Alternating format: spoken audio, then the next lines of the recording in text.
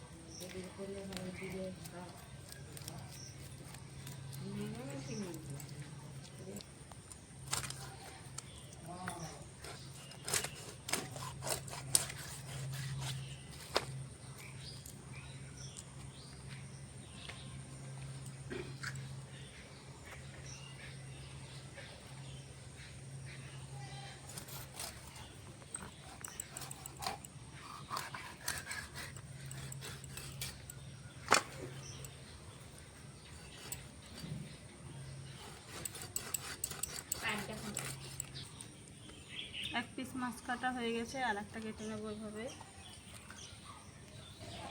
সম্পূর্ণ মাছ কাটা হয়ে গেছে, এই যে মুড়ো, এখানে মাছের পিস ধুয়ে নেবো এখন ভালো করে। বেগুন দেখো, গাছের বেগুন আমাদের।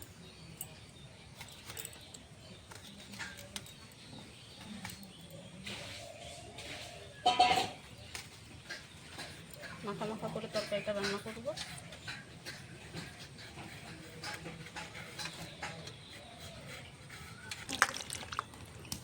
সবজিটা কেটে নিয়েছি, আলু বেগুন পটল।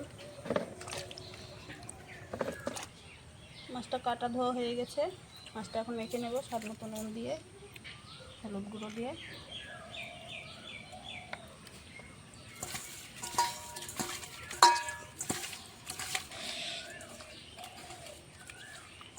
মাখা হয়ে গেছে মাছটা।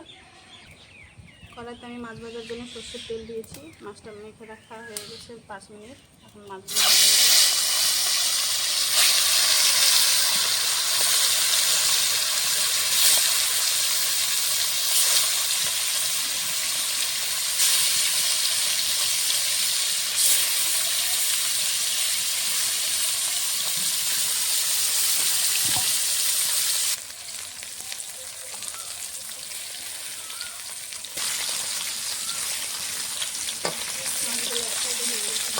ভেজে নেব।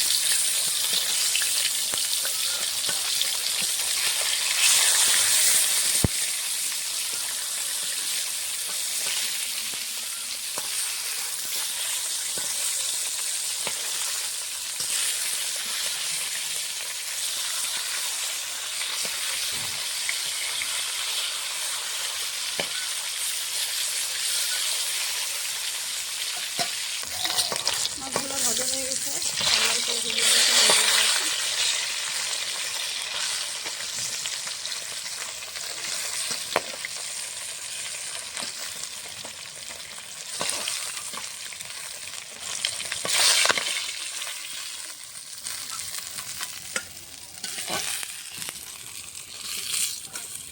বাকি মাছগুলো এভাবে ভেজে নেব।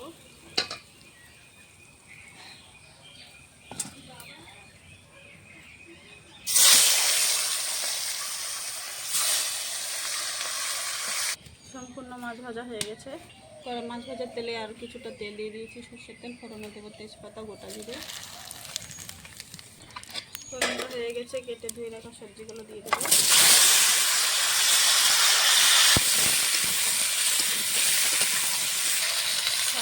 দিয়ে দেবো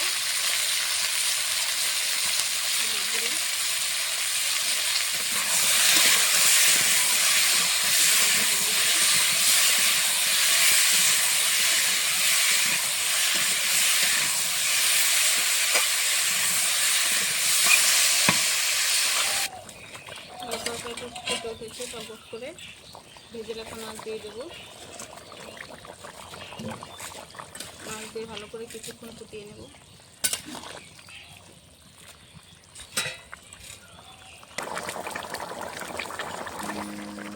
তরকারিটা রান্না হয়ে গেছে, নামিয়ে নেবো এখন।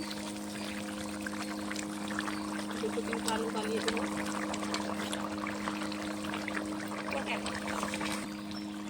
তরকারিটা আমি এখন নামিয়ে নেবো।